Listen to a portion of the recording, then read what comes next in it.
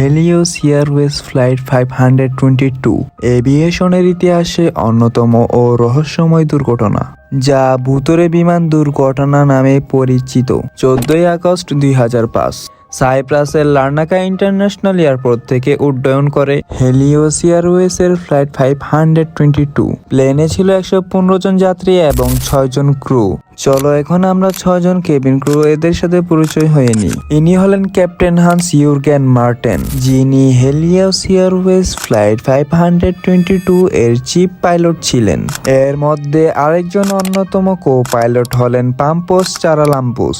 তিনি একজন অভিজ্ঞ পাইলট ছিলেন এবং অনেক বছর ধরে হেলিওসে কাজ করেছিলেন। ইনি হলেন লুইসা বাউটেরি, তিনি চিফ ফ্লাইট অ্যাটেন্ডেন্ট হিসেবে নিয়োজিত ছিলেন। ইনি হলেন আন্দ্রেয়াস প্রোডোমো, হেলিওস 522 এর অন্যতম হিরো, যে কিনা একাই ককপিটে যুদ্ধ করে যান এবং তার সাথে ছিল তার গার্লফ্রেন্ড হেরিস চারালম্বুস। এবং ইনি হলেন মেরোফি শেফোক্লিয়াস, যে ছিলেন ক্যাবিন ক্রিউ এর শেষ সদস্য। সকাল 9:07 বিমানটি 121 জন যাত্রী ও 6 জন ক্রু নিয়ে গ্রিকের রাজধানী অ্যাথেন্সের উদ্দেশ্যে রওনা দেয়।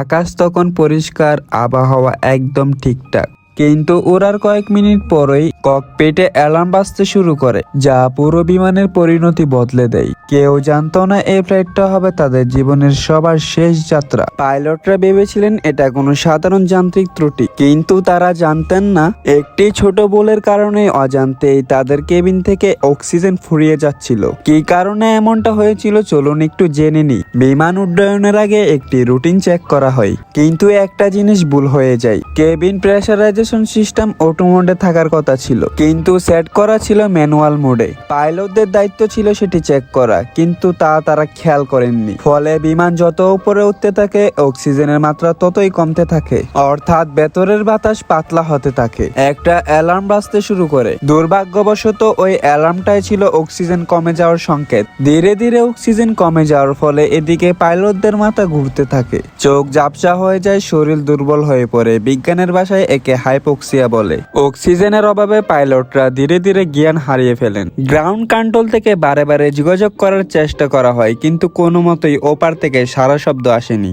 এখন প্লেনটা উঠছে, কিন্তু কেউ নিয়ন্ত্রণ করছে না। অটো পাইলট চালু ছিল। ফ্লাইট 522 নিজে নিজেই আকাশে উড়তে থাকে। গ্রিসের আকাশে ঢোকার পর এয়ার ট্রাফিক কন্ট্রোল বারে বারে যোগাযোগ করার চেষ্টা করে, কিন্তু কোনো উত্তর নেই। যোগাযোগ বিচ্ছিন্ন হয়ে যাওয়ায় গ্রিক বিমান বাহিনী 2টি F-16 এর যুদ্ধ বিমান পাঠায়। ফাইটার পাইলটরা বিমানের জানালা দিয়ে যা দেখতে পান তা দেখে গা শিউরে ওঠার মতো অবস্থা। তারা দেখেন যাত্রীরা সবাই সিটে মাথা নিচু করে অচেতন হয়ে আছেন।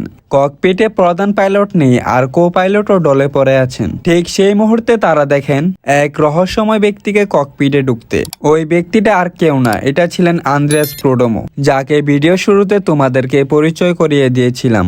নিজের কাছে থাকা পোর্টেবল সিলিন্ডার ব্যবহার করে তিনি নিজের শেষটুকু দিয়ে বিমানটিকে বাঁচানোর চেষ্টা করেছিলেন।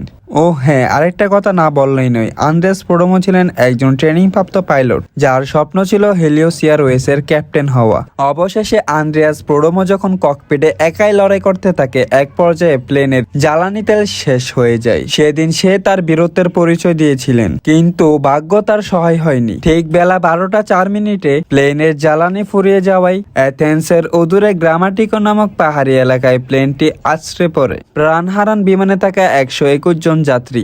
একটি সুইচ আর এক মুহূর্তের অসতর্কতা, এইভাবেই হেলিওস 522 পরিণত হয়েছিল এক উড়ন্ত ভুতুড়ে বিমানে।